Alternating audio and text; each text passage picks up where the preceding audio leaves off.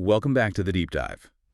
So, you gave us the source material, and well, our mission is what it always is. We dig in, cut through the noise, and find what you really need to know. Today, we're diving into something pretty critical in pediatric ophthalmology. It's all about tracking progressive nearsightedness, myopia, in kids. Right, and specifically how the tools we use these optical biometers measure up. It's crucial for management.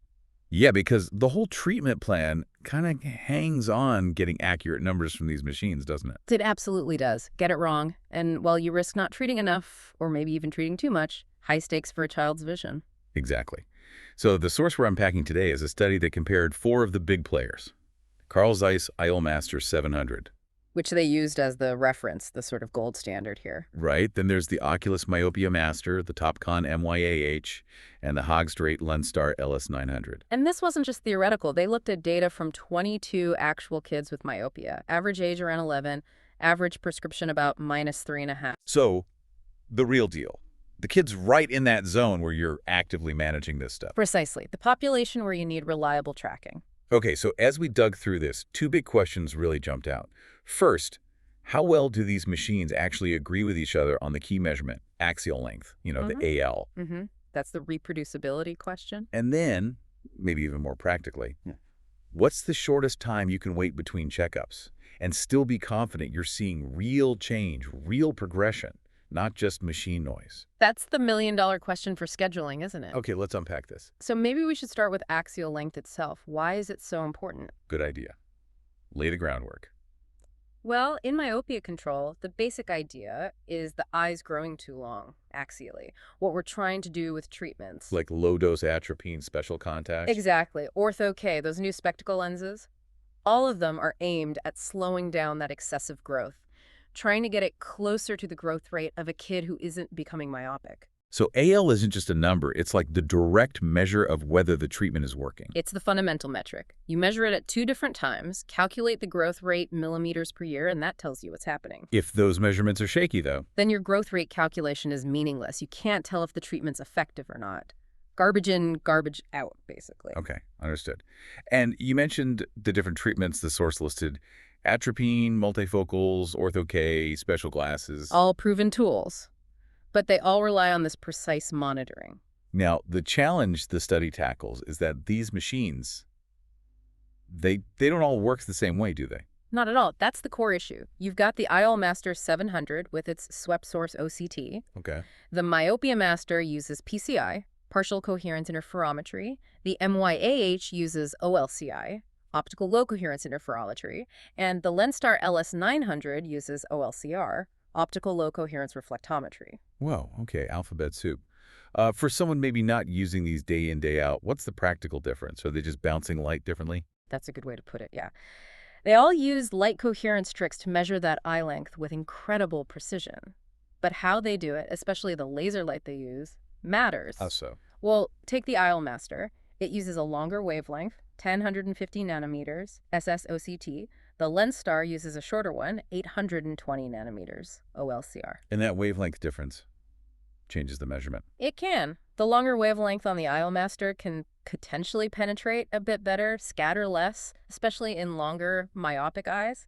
That might influence the reading slightly. Okay. And that difference directly impacts the first thing we wanted to check: reproducibility. Do the machines agree with each other? Exactly. Inter-device reliability. How well do measurements from machine A match machine B on the same eye? And the second piece, which we'll get to, is repeatability. Intra-subject reliability. How consistent is machine A when you measure the same eye multiple times?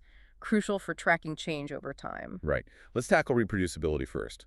Comparing them all against that IOLMaster 700, what was the general vibe? Did they agree? The headline finding was, yes, generally good agreement, which is, good news overall. But generally good might not be good enough when we're measuring such tiny changes, right? Precisely. We're tracking growth in hundredths of a millimeter. Yeah. So even a small systematic difference between machines is a really big deal clinically. Okay, let's zoom in on axial length, the AL. Where was the agreement best? The tightest agreement for AL was actually between the IOLMaster and the Lenstar. The 95% limits of agreement were narrow, only spanning from -0.06 to +0.2 millimeters. That's pretty good. But you mentioned a systematic difference. Yes. Here's the catch. The Lenstar LS900 consistently measured AL as being longer than the IOL Master. Consistently longer. By how much? On average, by 0.02 millimeters. Now, that sounds tiny, but it was statistically significant. P-value less than 0.001. Okay, 0.02 millimeter. Why is that clinically important? Walk us through that. Okay, imagine this. A kid starts myopia management at Clinic A using an IOL Master. 6 months later, maybe they move, or the clinic gets a new machine, and they're measured on a Lenstar at Clinic B. Right.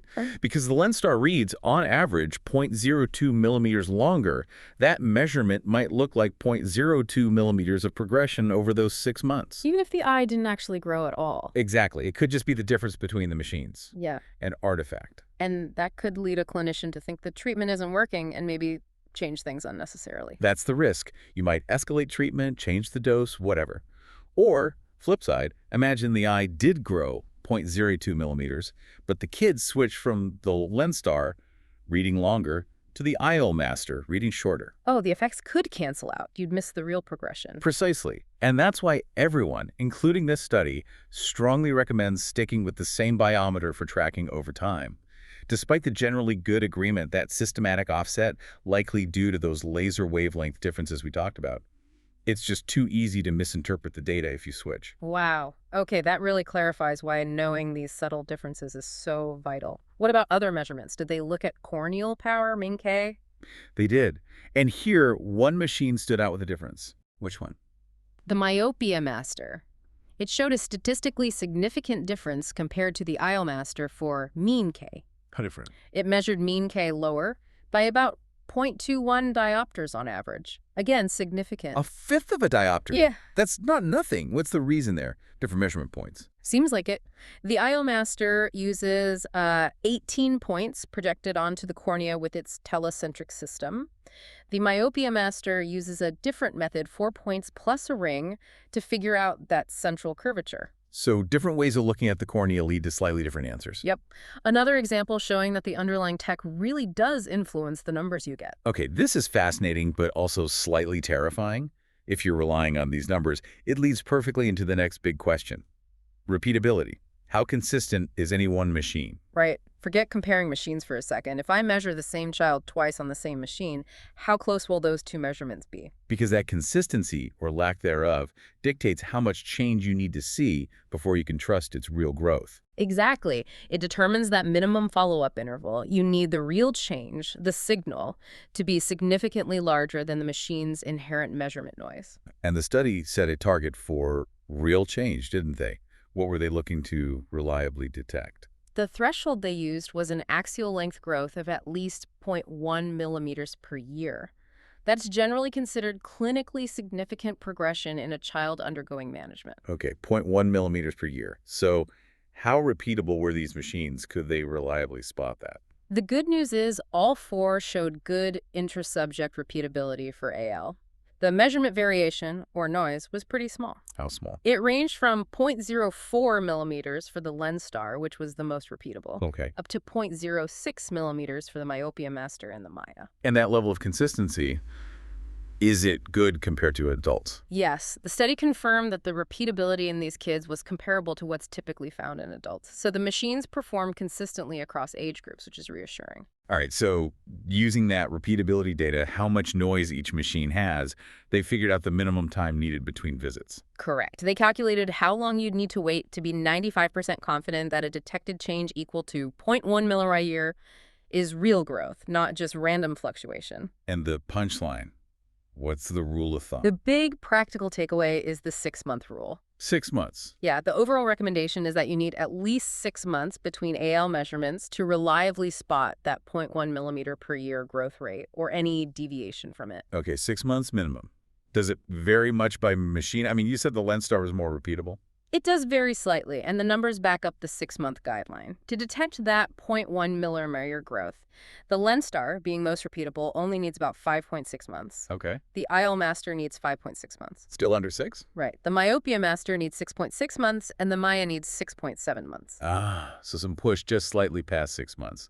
Exactly. Which makes sticking to that at least 6 months rule a very safe bet. Clinically, regardless of which of these 4 machines you're using, it covers all bases. That makes sense. 6 months to catch significant progression. But What about the flip side? What if you're trying to confirm your treatment is working? Ah, now you're asking a different question, a very important one. You're not looking for 0.1 millimolar growth then. You're looking for less growth, right? Precisely. You're looking to confirm therapeutic success. You want to reliably detect a reduction in the growth rate.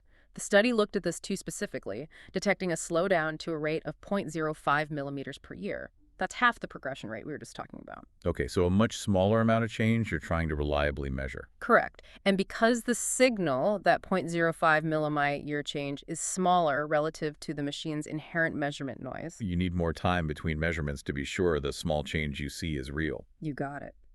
To reliably confirm that treatment has slowed growth down to that 0.05 millimire level, the required time interval jumps up significantly. How significantly? We're talking about needing somewhere between 11 months and 13.4 months between measurements, depending on the specific biometer. Wow. So basically a full year. Pretty much. A 12-month check-in becomes necessary if your goal is to confidently confirm that your treatment strategy, the drops, the lenses, whatever, is actually achieving that desired slowdown.